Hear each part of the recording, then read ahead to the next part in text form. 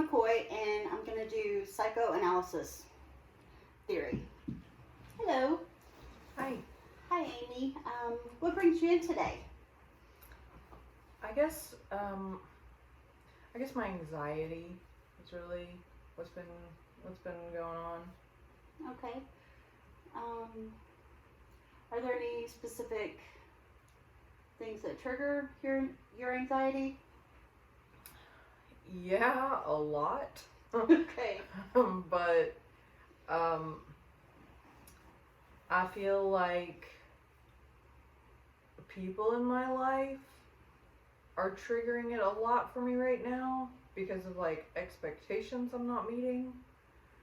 Like, I'm in school, I'm in a graduate program, and I'm working, That's and great. then I have family and friends that, I also keep up with.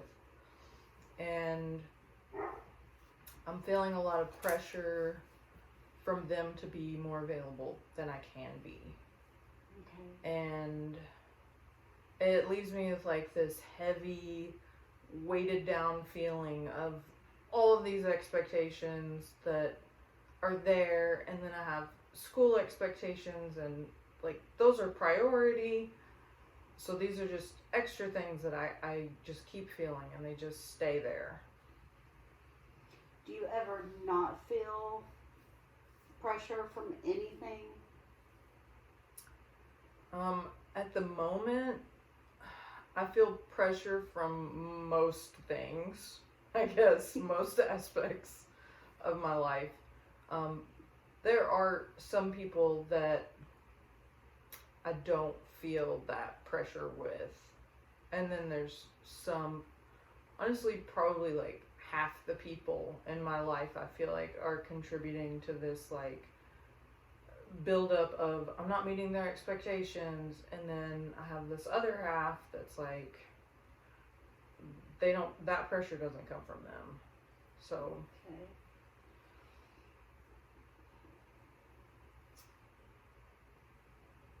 So the people that you're feeling the pressure from, are they really close? Have you tried talking to them, explaining? So I guess it's interesting because it's like half the people are causing me this anxiety and the other half aren't. And I have very similar relationships to both halves. I'm like really close to some of them and not as close to some of them, really close to some of them and not as close to some of them. So it's basically like people are just split down the middle. And it's like I'm, like Okay. my mom's on one side, my dad's on the other side. Okay. One best friend is over here, one best friend is over here. So Okay. really just depends on the person. So how have you been handling it? Well, so I guess I've noticed the more that this has kind of come up, the more like people are letting me know when like, you're not available enough. They're expressing that they're upset with me and that I'm not making enough time for them. When they do that, and then they're putting pressure on me, and they're acting, they're treating me like I'm doing something wrong. My reaction is I'm angry. Like, I'm upset then. Like, I want people to be reasonable with me and understand that, like, for right now, it's a temporary thing that I'm in school. For right now, I cannot meet the same expectations that I could a year ago. So, if it's somebody that I feel like isn't being understanding of that, my reaction is I'm then upset with them and I'm angry at them. Okay. So you're having arguments? Well, I haven't actually had any direct arguments with anyone because some of it is some people, like a couple of people have made it clear to me, have told me, hey, you said you were going to be more available to me and you're not. What about that? And, you know, Okay. and I'm like, well, that makes me mad, but you know what? Yeah, I'm not as available, so I'm sorry. You know, so I just apologize. I'll try harder. And I'm telling them, yeah, I'll try harder. And then in the back of my head, I'm like, even though I'm angry, I'm going to try harder to talk to you. And then some people I'm just hearing about it through other, like, friends or relatives that they're upset with you because you're not available. So there's like, they're not approaching me, so I'm not worried about it. If they're not coming to me, I don't have time to worry about it. I'm definitely not going to start an argument with somebody if they're not even talking to me about it. Okay. Let's see. Where do you think the anger comes from? You want to talk about that? Well, I think the anger is like, I already know I'm not meeting people's expectations. I don't need it reminded to me. I don't need to be reminded of that. Like, I already know I'm not available because I'm not available. I already know I'm not around. I already know I'm missing out on things. So I don't really feel like it's fair to that for that to be kind of pushed in my face. And that's a frustrating feeling. It's like, yeah, I'm well aware, and you're not aware of everything I have going on. So, you know, I'm looking for some compassion and, you know, a little bit of empathy here from people that aren't giving it. And so when I've got this free time every now and then, or these moments where I'll take a break and I'm thinking, okay, I'm gonna be around somebody today. It's like, I keep wanting, I know these people are angry at me, or they really miss me, or whatever. I'm more inclined to go to these people who have put no pressure on me and spend more time with them. Those people are going to get even less of my time now. So that makes sense. Yeah, I could definitely understand that. But even still, like, those relationships are equally as important to me. It's just, you're pushing me away. You know, that's how I feel. It's like, okay, push me away more. Like, I'm not getting the support I need. You're just telling me I'm doing things wrong or I'm not there enough. I'm gonna go relax with these people over here who don't put pressure on me.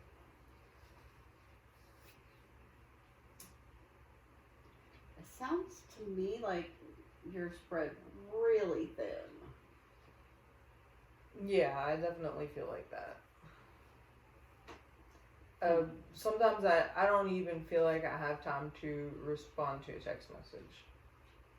And I know I could, like, I'll be, like, thinking about that while I'm, like, showering or cooking or something. I'll think, I should respond when I get a second.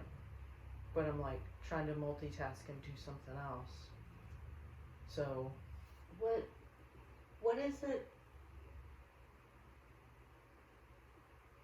Why do you feel the responsibility to meet all the expectations? Why do you feel the responsibility to reply to that text message?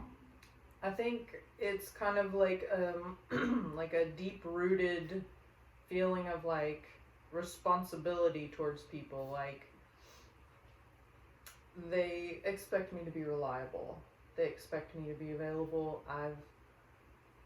For a lot of the people in my life, up until, like, a couple years ago, I never had to tell them no about anything. I didn't want to tell them no. I was ready to just, yeah, let's go. Let's do this. I'll help you do that. I didn't have to tell people no. I would just keep spreading myself thinner and thinner. And sometimes it would come down to the point where I would just, you know, I just had to take minutes or whatever to myself and say no to somebody. But generally, I would just push through and say yes to everybody. So it's kind of out of habit. And then, like, you know, these are people I care about, so I don't want to tell them no. I don't want to let them down. I don't want them to feel like, well, now she's in school, she's just unreliable. You know, so. Do you feel that way? I feel unavailable. I don't feel unreliable, but I do feel unavailable. But do you feel you're letting them down? Yeah, I do. Like, if I have to tell somebody no and they're, like, asking me to do something, I'm assuming they're asking me because they want me to do it, or they expect me to do it. So, yeah.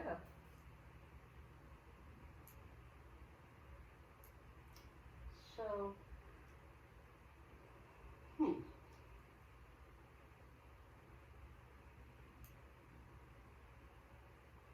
think about that.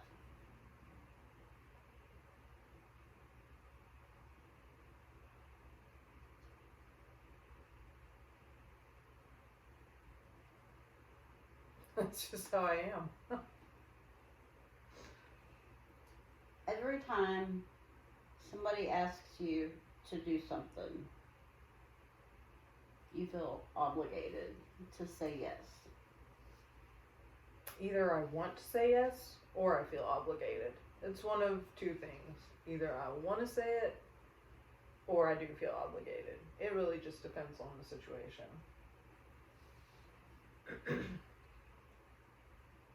You can say no. I don't like to say no. You can say no. I feel bad when I say no, so I don't like to say no. I feel guilty then. Why? Because I feel like I should be available to these people when they need me. Because I just should. Because they've told you? Because I feel like I should, and because they tell me sometimes. Because they've told you you're supposed to. Yeah, some of them. Yeah. So, are they always available? No. No. No? No. They're not? And they will tell me no. Well, how does that make you feel? I'm okay with that. Really? It's different when it's me, though. That doesn't sound right at all. So, yeah, I mean, I've kind of got these double standards going on here. I've got, sorry. Okay, so with one of my best friends, like, I used to just be able to see her, 4 days a week or something. Spend all this time with her. That's what I wanted to do. She was available. I was available. We would, like, make time, fit it in there, and see each other. With school, like, I'm not as available. I can't do that. She has even more time now because she doesn't work, like, a traditional job. She's at home now. So now she's got even more time to, like, do things with people. And so she's got all this availability. And I think she still expects me to be equally as available as she is.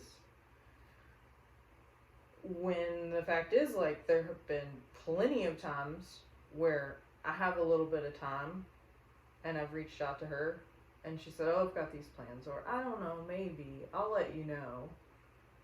And I'm like, my time is not being respected here because I need a yes or no, or guess what? My time's gonna get filled with somebody else now. Like, it makes me feel selfish, like I'm saying things have to be on my terms because I'm busy. But if somebody wants time with me, it kind of does have to be on my terms right now because I'm trying to balance these things. And so I can't just say, I'm available these days, there you go. I mean, I have to, like, narrow it down, like, find some hours in a day, 3 weeks from now, or something, like, I gotta have things laid out, planned out. It's not unreasonable to expect a yes or no when you give someone an invitation. Yeah, that's true. That's not an unreasonable. And that's how I feel. I mean, I think that there's a strong chance people will say no. So, but I just try to keep certain people happy and don't want them upset at me. Don't want to have to tell them no. I know they're not used to me telling them no. So, some of them it hurts their feelings if I tell them no and they're not used to it. So now I'm going to take on guilt of I've hurt their feelings. Is that where the anxiety comes in? Yeah, I mean that's most of the anxiety is it's like I can't tell these people yes. I just can't. I do not have the time and I don't have the energy.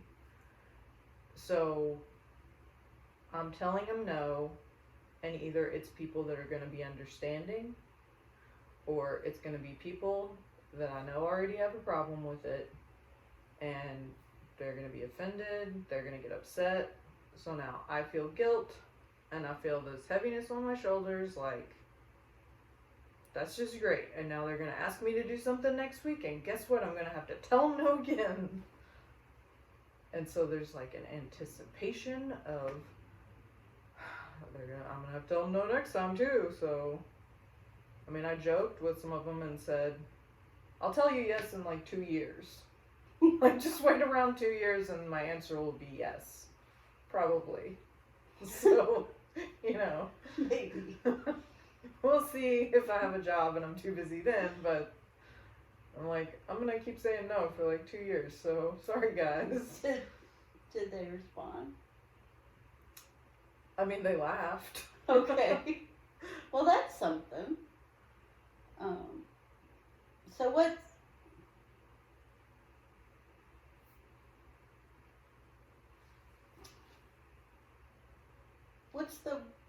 what's the worst thing? This heaviness you're carrying around, this guilt, this anger, this weight. Do you want to get rid of it? Do you want to learn to tell people no? Like, what's your goal here? I would like to just not feel as guilty about it because, I mean, logically, I know I should be able to tell people no if they can tell me no. It should be okay. So I just want to be able to tell people no, and regardless of how they react to it, me feel like it's okay for me to say no. So I don't want to have anxiety from telling people no. I don't want to feel guilt or feel bad or sit and worry about it. I want that to let up. What do you think it would take for you to feel okay? I don't know. I've tried to really... I feel like it's just gonna have to be something within me that, like, just a point where I just break and I accept it and I just don't, like, almost just, like, don't care. Like, it's like, that's how I will get to a point where it doesn't bother me, is I'm just gonna have to just not care. Because the people that I feel like are reasonable about things and know that my time, you know, is short right now.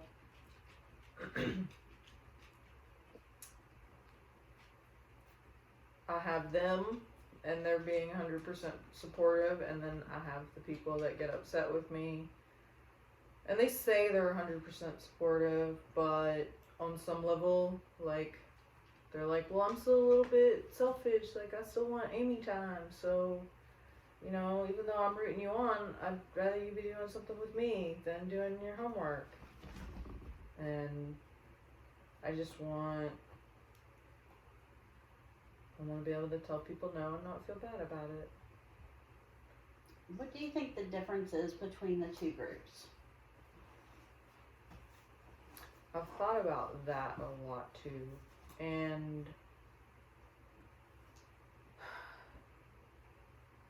it's pretty clear cut, honestly. It's the people that have not as much going on in their lives that get upset with me for not being available, and then the people that have really hectic, busy lives and so much going on that they absolutely, completely understand. And generally, the people on that side, most of them have been through college, and they understand what that's like. And then most of the people over here, if they did go to college, they clearly don't remember, like, the pressure. They don't remember that. It's like it's just gone from their head. They don't remember what it was like to be a college student and work or have other things going on. So, to me, it's like, these people over here, they kind of lack empathy towards me about being in a graduate program. And these people, they get it.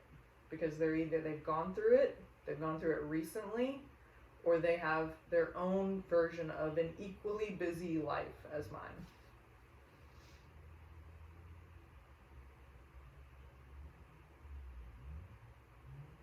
You mentioned the other group. You mentioned you thought maybe they were selfish. You mentioned the word selfish. I think that when you refer to that group. I think it's more, yeah, like, I guess what I mean by selfish, like, in a way I feel like they're selfish, and in another way it's like,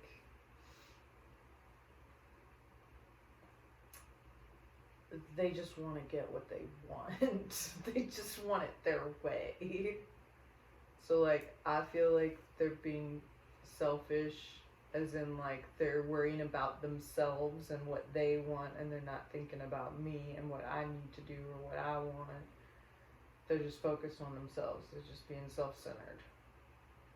So, yeah, kind of selfish, kind of just self-centered, you know, I don't know. It's kind of a mix of things, that the kind of vibe I get from them. Like, my dad, he doesn't live nearby, and I don't have a great relationship with him right now anyway, but every single time I talk to him, he says, well, let me know when you get time and come down and see me, come down and visit me, let me know when you're gonna come down and visit me. And I can't help, like, I know he wants to see me, I want to see him too, but every time he says that, it makes me angry.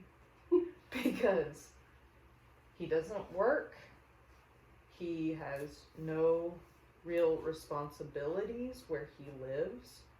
Every day is just kind of do what he feels like doing that day. He's basically retired, he's on disability, and he doesn't work, and I mean, he lives out in the country, he has a dog, and, like, that's it. His day is filled with whatever he wants it to be filled with. But I'm supposed to, in my little bits of time off, drive an hour to go visit him, come to him, make it really easy for him. And, like, where's the give and take there? When he could drive to me and meet me for lunch, or, like, come just see me for a day, and then he could drive back home. But that's not how it is. I'm expected to go there. So I just have him in the back of my head sitting there waiting. When you gonna come see me? Let me know. And then I've got other friends. Well, let me know when you're free. Let me know when you can come hang out. Let me know when I can see you. And, you know, I don't know, I just feel like it makes me want to, like, distance myself more from those people when they do that.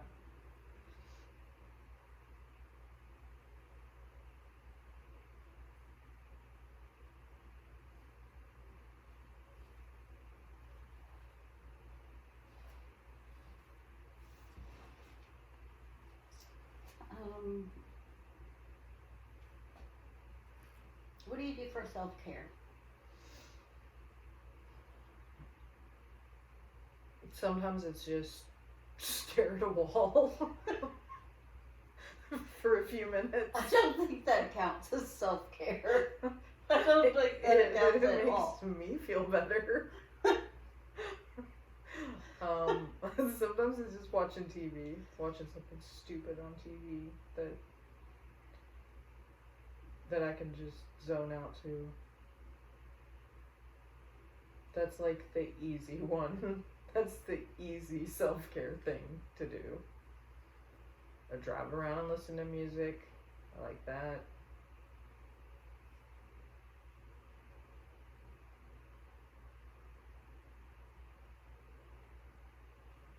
There's not like a whole lot of,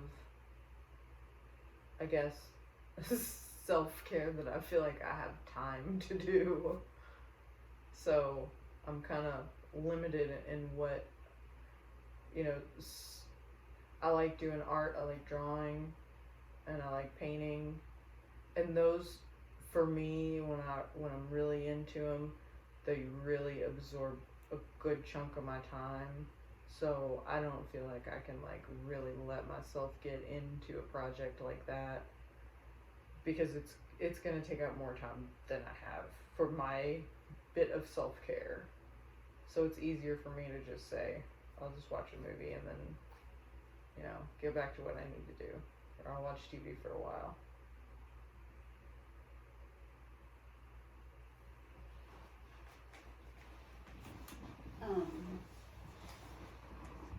Okay. So, 27 minutes. huh?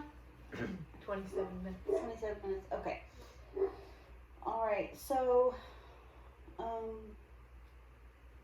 your goal, we talked about that. Your goal is to be able to tell people no. Yes. And not feel bad. And not feel bad. So that's what we want to work towards. Yes. And we want to get your anxiety down. Yeah. Yeah. And that overwhelming feeling, right? Yes. So I think in the short term, we can work towards maybe some self-care. Have you tried like visualization? Like picturing, like just taking a moment and closing your eyes and picturing your favorite place in the world. Like, no, I haven't done that. The beach. Yeah. And just closing your eyes and just seeing it, feeling it, you know, imagining how it smells, imagining how it sounds, all of those things. Picture the sand under your, you know, in your toes, and all of that, and just 5 seconds, and see if that, you know, can help relieve some of that heaviness, that anxiety, that weight. Okay. That's something to try. Yeah. And it's really short. Yeah, I can do that. I'll give it a try. One of the things that I do is I'll close my eyes and I'll put my face up to the light and I'll pretend it's the sun when I'm on the beach. It works for me.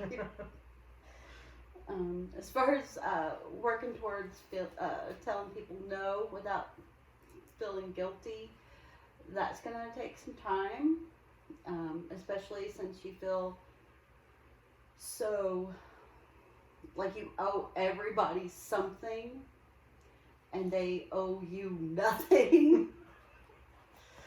So that's going to take some time. But that's a good start. Okay. It was nice meeting you, Amy. Thank you.